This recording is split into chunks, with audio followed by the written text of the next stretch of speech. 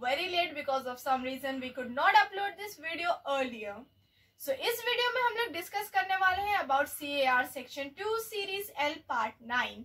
There is no specific reason for me to jump directly from series E to series L. Other series, that is series F, H, those also we will be covering in upcoming videos. So इस series का जो subtitle है, मतलब जो इसका subject है, वो है Issue of Authorization to Aircraft Maintenance Engineers. So जैसे कि हम लोग जानते हैं, according to sub rule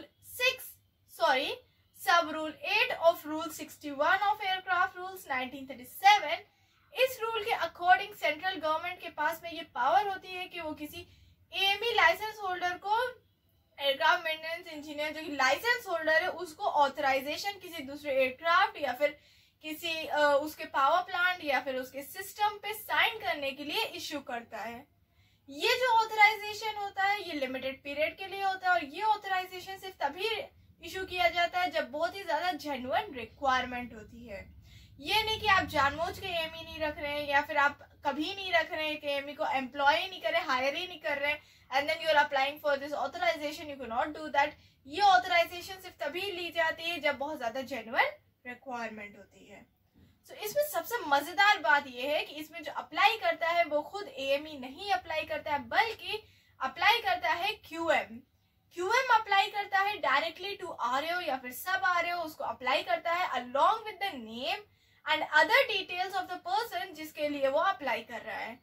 other details in the sense उसके प्रोफेशनल क्वालिफिकेशन और साथ ही साथ में उसकी एजुकेशनल नॉलेज, उसका प्रैक्टिकल एक्सपीरियंस, इन सभी चीजों को साथ में अप्लाई करेगा. क्यूएम को अप्लाई करने से पहले इस बात को जरूर इंश्योर करना है कि उस ऑर्गेनाइजेशन या उस प्लेस में जिस चीज के लिए भी, भले एयरक्राफ्ट हो, पावर प्लांट हो या सिस्टम हो, जिस चीज के लिए भी वो अप्लाई कर रहा है ऑथराइजेशन के लिए, उस चीज से रिगार्डिंग लिटरेचर एंड इक्विपमेंट उस प्लेस में अवेलेबल होना चाहिए. जाहिर सी बात है, अगर लिटरेचर यानी कि मैनुअल्स और ये सभी रिक्वायरिंग मैनुअल्स वहां पे अवेलेबल नहीं होंगे तो फिर गाइडेंस कहाँ से मिलेगी. एंड इक्विपमेंट्स, अगर कोई उसके लिए स्पेसिफिक इक्विपमेंट्स की जरूरत है तो फिर कैसे उसका मेंटेनेंस हो पाएगा, किस तरह से उसके ऊपर साइन कर सकता है लाइसेंस होल्डर.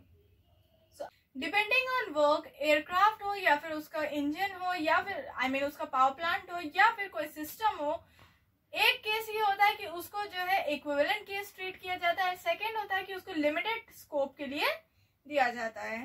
तो दोनों ही को हम लोग बहुत क्लियरली देखेंगे कि दोनों केसेस में क्या रिक्वायरमेंट्स है. सो स्टार्ट करते हैं विद केस नंबर 1. इस केस में फुल टाइम एम्प्लॉय हो, जो पर्सन एएमई अप्लाई करे वो फुल टाइम एम्प्लॉय हो ऑर्गेनाइजेशन में, और साथ ही साथ में उसके पास में करंट एएमई लाइसेंस होना चाहिए. एंड सेकेंडली उसके पास में जो सिमिलर कॉन्फ़िगरेशन वाला जो एयरक्राफ्ट है, मतलब जो सिमिलर एयरक्राफ्ट है, उसके ऊपर 3 मंथ का एक्सपीरियंस हो. एंड मजे की बात अगेन ये है कि B2 कैटेगरी के जो लाइसेंस होल्डर्स हैं उनके लिए ये प्रैक्टिकल एक्सपीरियंस एप्लीकेबल नहीं है. सो नेक्स्ट, अगर इन सभी चीजों की रिक्वायरमेंट मीट हो रही है, उसके बाद में विद ड्यू जस्टिफिकेशन जो कंसर्न्ड एएमई है वो अप्लाई कर सकता है डायरेक्टली टू आरओ या फिर सब RO for their type examination. ये एक बात हो रही है ग्रुप 2 या ग्रुप 3 एयरक्राफ्ट की. अगर ग्रुप 2 या ग्रुप 3 एयरक्राफ्ट है तब उस केस में जो कंसर्न्ड एएमई है वो अप्लाई करता है फॉर देयर टाइप एग्जामिनेशन या फिर अप्रूव टाइप ट्रेनिंग. एंड इसी के सक्सेसफुल कंप्लीशन के बाद में उसे ऑथराइजेशन मिलती है. नेक्स्ट बात करते हैं ग्रुप 1 एयरक्राफ्ट की. ग्रुप 1 एयरक्राफ्ट या फिर उसका पावर प्लांट. ग्रुप 1 एयरक्राफ्ट में उसको ये प्रूव करना, उसको एविडेंस देना है कि उसने जो है एक CAR 147 अप्रूव ट्रेनिंग की है, मतलब 147 अप्रूव जो की है वहां से उसने अपनी टाइप ट्रेनिंग की है. फिर इन सभी के बाद में एक केस और आता है जो कि डिपेंड करता है on the basis of merit case. इसमें डीजीसी डिसाइड करता है कि अगर प्रैक्टिकल जो एक्सपीरियंस की रिक्वायरमेंट है उसमें कुछ कमी है, बट देन देखा जाए कि काफी ज्यादा ये पर्सन नॉलेजेबल है, एक्सपीरियंस वाला है, एंड देन मेरिट के केस पर उसको जो है इस चीज की छूट दी जा सकती है. बट देन जब उसको ऑथराइजेशन मिल जाएगा within 6 month of that authorisation उसको ये प्रैक्टिकल एक्सपीरियंस कवर करना है. So let us move on to the next case जिसमें लिमिटेड स्कोप ऑफ ऑथराइजेशन मिलता है.